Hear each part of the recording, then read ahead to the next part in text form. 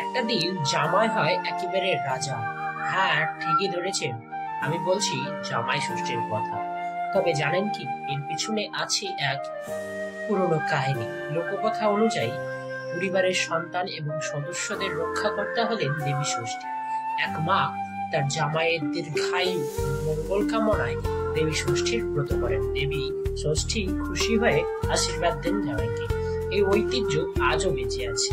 শ্বশুর বাড়িতে জামাইকে দেওয়া হয় রাজকীয় আপ্যায়ন, থাকে ইলিশ মাছ, মাংস, মিষ্টি। এদিন জামাইয়ের থাকে না কোনো টেনশন, শুধু খাও, শোও আর উপহার নাও। তবে হ্যাঁ, জামাই ষষ্ঠী শুধুমাত্র ভুরি ভোজের উৎসব তা না, এটা পরিবার, সম্পর্ক, এক ভালোবাসার বন্ধনের উৎসব। ঠিক যেমন দক্ষিণ ভারতে মাপ্পিলাই আজাইপুর বা পশ্চিমে ফাদার্স ডে, ঠিক তেমনি বাংলার গর্ব জামাই ষষ্ঠী। যাই হোক, আপনার বাড়িতে জামাই ষষ্ঠী কেমন কাটে তা অবশ্যই জানাবেন কমেন্টে, এবং ভিডিওটা ভালো লাগলে অবশ্যই একটা লাইক, শেয়ার করে দিবেন, এবং এরকম ইনফরমেটিভ ভিডিও পেতে অবশ্যই সাবস্ক্রাইব করে দেবেন আমার চ্যানেলটি।